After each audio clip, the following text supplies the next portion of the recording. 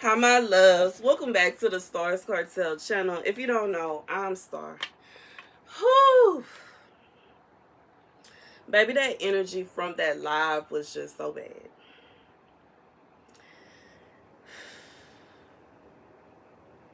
The message I heard is they planned it back on us.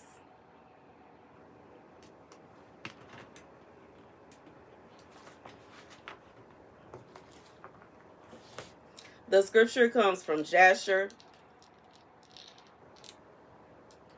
48 and 29. And the captains of the guards belonging to the king rose up, and each man drew his sword, and they began to strike the magicians of Egypt and the wise men.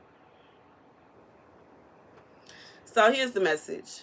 God said, for somebody, there is something that God did in your life. I just feel like there is something that God did for you.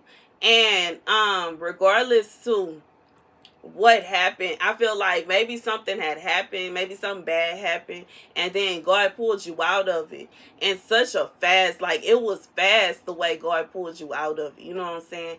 And there is somebody that sees this, but they are upset because what they thought is that God was punishing you, and they went around telling anybody that would listen about how you was not doing what God wanted you to, and he punished you, and he got his foot on your neck, and he gonna do this and he gonna do that. And it's like, while knowing this person, they have been doing you so wrong.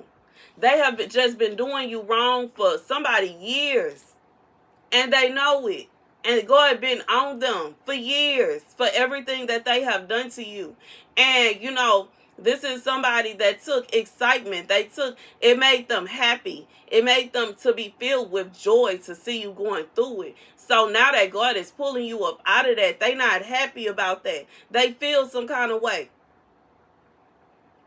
God said for somebody, this person is saying, I ain't even get to brag about how they got about what happened to them. I didn't get to brag enough. I ain't get to talk down on them enough. This is somebody that wanted to mock you, and they wanted to harass you. They wanted to talk down on you. They just wanted to feel like they was better than you a little bit. But God didn't even allow, like, that's how they feel. They feel like God didn't let them do what they wanted to do. They wanted to laugh some more. They wanted to laugh and point at you some more. But God then pulled you up out of that, and now they can't do it. I just feel like, like I'm hearing that expression, rats. I wanted to, but I wanted to, but I wanted to. God said, They wanted to try to turn it around on you. This is somebody like, I'm thinking about see, I'm the kind of person, I'm thinking about things that I have gone through, whereas people know they did me wrong. They know they mistreated me, and I called them out on it. And other people would try to tell me, well, you just gotta ignore it. No, no, no. You gotta ignore, you gotta let it go, and don't worry about it, and don't worry about it. No, baby. No, I'm not doing that. I'm not doing that. I'm not going to just sit around while somebody is blatantly bullying and harassing me and allow them to blatantly bully and harass me. And I'm going to call them out for what they're doing. And I will as well call out anybody else for carrying on, either allowing them to or acting like it's okay, because it ain't. There. Regardless to what it is. You know what I'm saying? And I feel like regardless if this could be somebody you have to deal with, a sibling that maybe is very mean to you, always bullying you, always mistreating you, or maybe it's a cousin or a friend, somebody in your little clique, somebody in your friend group that's always picking on you, and they always got their nose in the air towards you. They always talking down on you. They always going back and forth. They got to argue with you. They got to be the best, and they always, you know what I'm saying, rolling their eyes and feel some kind of way. And when you call them out on their nonsense, when you call them out on their mess, all of a sudden you are the bad guy. But everybody ignored all that they did to you. Baby, God said they wanted to switch it around on you so bad. They wanted to sit back and it's like they felt as if they could, once something happened to you, once you was going through it, they felt like they could breathe. Because for a while there, it's like every time they try to hurt you, God will pull you up even more, just as he just did.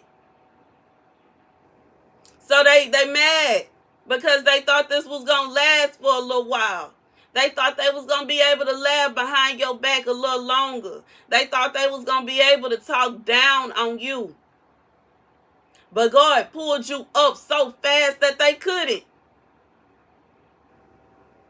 This is somebody, I just feel like I'm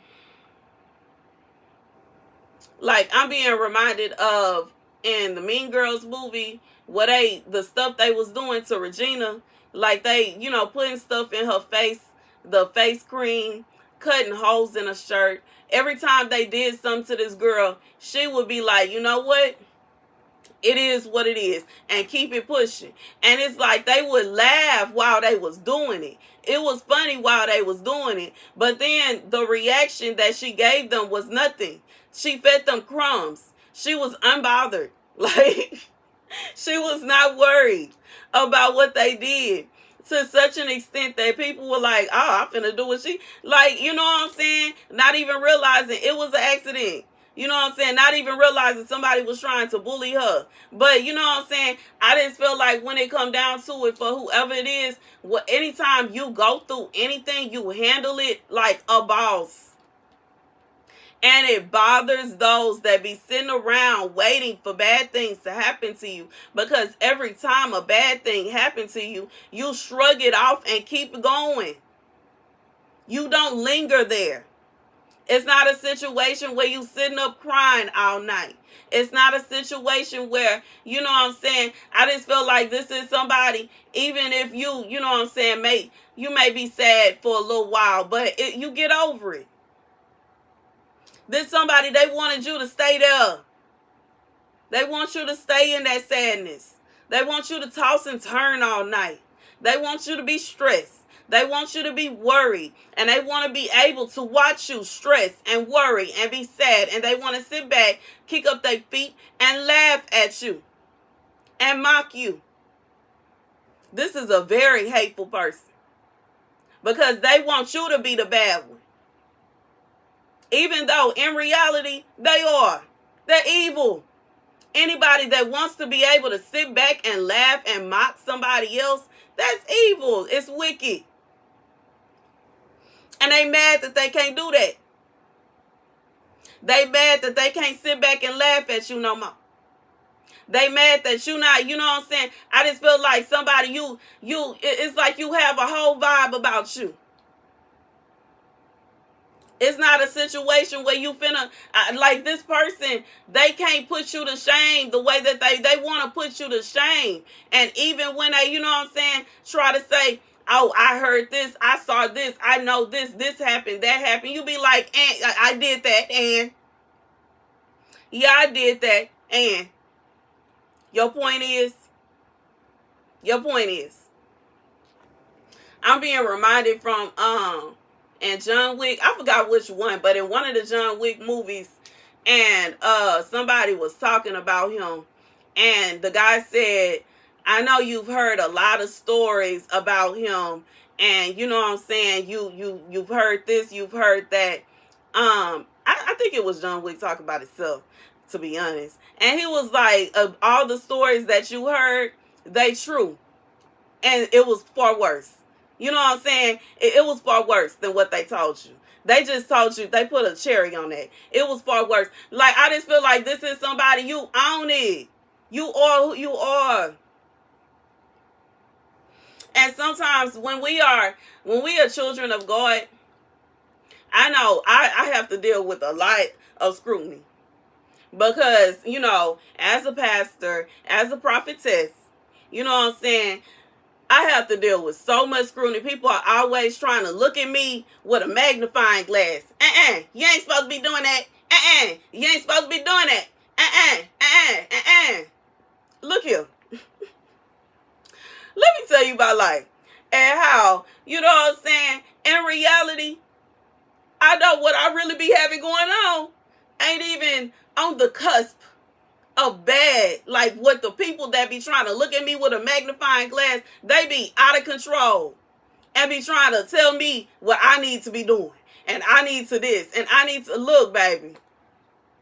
I got this, okay? You know what I'm saying? And it's not to say I'm perfect. I never claim to be perfect. I don't act like I'm perfect. I don't think I'm perfect. God ain't done with me yet. But, you know what I'm saying, when it come down to it, it's not a situation, you know, where I just, you know, it's just frustrating. It's annoying, especially since I don't do that to people. I come on here, say what God tell me to say, and that's it. It's not a situation where I'm going around telling people what they should and should not be doing. Because, as I've said several times before, frankly, I don't care. That is between you and God. I say what God tell me to say. It's intended for whoever it's intended for. If you want to carry on and do whatever it is God asked you not to do, that is your business. And due to the fact that I don't go around telling people what they can and cannot do, what they should and should not do, because not my monkeys, not my show. I don't need nobody trying to tell me what I should and should not be doing, and you can't do this and you can't that, and that. Okay? Because, baby, you know what I'm saying? In reality, God is like, they act like Jesus did not have a sip of wine every now and again. They act like Jesus didn't go to, you know, weddings and little gatherings and get-togethers as well. I just feel like some people are just, they themselves out of control. But when it comes to seeing someone that, you know, is openly religious, openly a Christian, openly a pastor, they feel as if they need to prune at them and attack them. But anywho, God said it's sad, really. It's sad, really. It is. It's sad. It's sad that people are like that. But that's how some people are. That's how because it helps them to feel better about what they doing. But you know what I'm saying? Like I said, if you know what you're doing, you know right from wrong, and you still choose to do wrong, there ain't no need you telling me, you know what I'm saying, what you think I should and should not. You think I shouldn't be wearing that, and I shouldn't have long nails, and why is my hair so long, and why am I this, and why am I that? You telling me what I got going on is not in any shape, form, or fashion changing the fact that your life is out of order. It doesn't change the fact that what you got going on is out of order. It doesn't make it a situation where you are right because, oh wow, look, I got on a pink dress today. Oh, so you should be all right. You know what I'm saying? It's a difference between somebody wearing shorts because it's hot and somebody that is actively fornicating every chance they get. Let's be real. It's a difference between somebody having a sip of wine to relax off the clock and somebody that decides that they finna, you know what I'm saying, go on a rampage through drugs all day, every day. It's a difference. It's a difference. It's a difference. It is. And that's the message. Okay? That's the message. It's a difference. It's a difference between somebody that, you know what I'm saying, is laying down with their spouse, their husband, and somebody that, you know what I'm saying, is laying down with any and everybody whenever they get a chance. I just feel, God said, it's a difference. And this is somebody, you ain't even really doing nothing. You ain't doing nothing. You have done nothing wrong.